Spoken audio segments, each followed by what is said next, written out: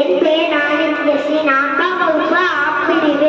சிறுமலர் தொடக்கப்பள்ளி, பழனி வட்டம், திண்டுக்கல் மாவட்டம். பாட்டி சிஸ்டர் பணியாரம் கதை போகிறேன். ஒரு பெரிய மலையில சின்ன கிராமம் இருந்துச்சான். அந்த கிராமத்துல ஒரு பாட்டி பணியாரம் சுத்திட்டு இருந்தாங்களாமா. இந்த பணியாரத்தை எல்லாருமே விரும்பி சாப்பிடுவாங்களாமா. அந்த பணியாரம் எல்லாருக்குமே பிடிக்குமாமா. ஒவ்வொரு நாளும் பணியாரம் வாங்கலாம். அந்த பணியாரத்தை பற்றி எல்லாரும் மிகவும் மகிழ்ச்சியாக பேசுவாங்களாமா. ஒரு நாள் அதே மாதிரி பாட்டி பணியாரம் சுடும் போது ஒரு அணில் வந்து இந்த பாட்டிட்டு கேட்டது, பாட்டி பாட்டி இந்த பணியாரத்தை எனக்கு தருகிறான்னு கேட்டது. அதுக்கு அந்த பாட்டி சொன்னாங்க, நீ தினப்போது என் கடையில் சின்ன சின்ன வேலைகள் செய்யணும் அப்படின்னு கேட்டாங்க. அதுக்கு அந்த அணில் சொல்லிட்டு, எனக்கு சின்ன சின்ன வேலையெல்லாம் ரொம்ப பிடிக்குமே, நான் சின்ன சின்ன வேலையெல்லாம் செய்வேன் அப்படின்னு அந்த அணில் சொல்லிச்சு. அதுக்கு உடனே அணில் வந்து அந்த பாட்டின வேலைக்கு சேர்ந்துச்சு. அப்ப அந்த பாட்டி சொன்னாங்க, தட்டில நீ அழகழகா அந்த பணியாரத்தெல்லாம் அடிக்கிறே அப்படின்னு சொன்னாங்க. அந்த அணிலும் அழகா அந்த பணியாரத்தை எல்லாம் அடுக்கி வச்சிருச்சு. அந்த பாட்டி சொன்னாங்க, இது மிகவும் அழகாக இருக்கிறது, பணியாரத்தை அழகா அடுக்கி வச்சிருக்க அப்படின்னு சொன்னாங்க. அந்த பாட்டியை சொல்லிட்டு விறகு நல்லா எரியவே விறக அமையுங்கிறாங்க அப்படின்னு சொல்லிட்டு அந்த பாட்டி போயிட்டாங்க. அப்ப ஒரு எறும்பு கூட்டம் வந்தது. எறும்பு கூட்டங்கள் ஒரு பணியாரத்தை எடுக்க முயன்றது. அந்த ஒரு பணியாரத்தை எடுக்க எல்லா பணியாரமும் கீழே விழுந்தது. அந்த நேரத்தில் பாட்டி வந்தாங்க. பாட்டி வந்துட்டு, அணிலே என்ன உன்னை அடுக்கத்தான் சொன்னேன், அது எல்லாம் கீழே சரிஞ்சு வந்துருச்சு, அங்கிட்ட ஒரு பணியாரம் ஓடுது பாரு அப்படின்னு சொன்னாங்க. எடுத்து வருகிறேன் அப்படின்னு சொல்லிட்டு அந்த அணிலும் போச்சு. அது காட்டுக்குள்ள போயிடுச்சு. காட்டுக்குள்ள அதுவும் போகுது. அப்ப அங்க ஒரு மயிலை பார்த்துச்சு. மயில் சொல்லிச்சு,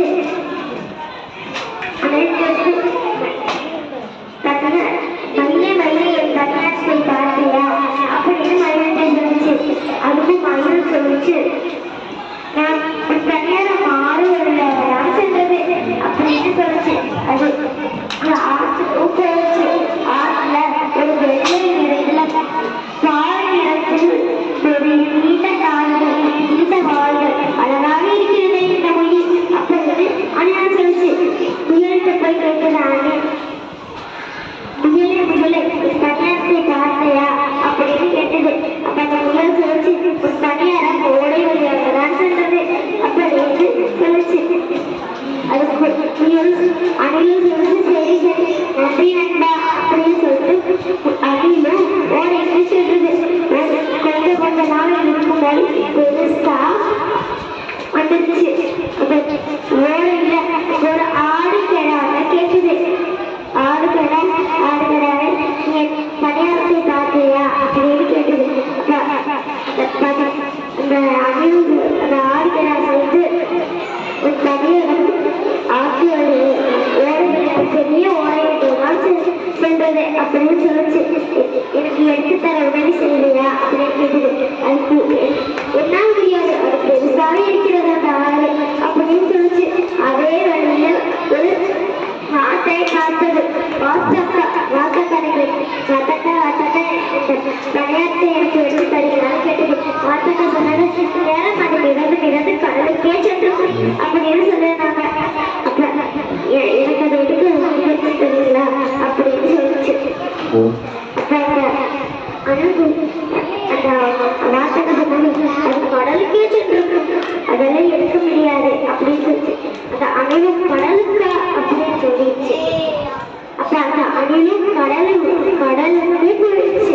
இந்த கடல்ல போய் சேகமா உட்காந்துச்சு.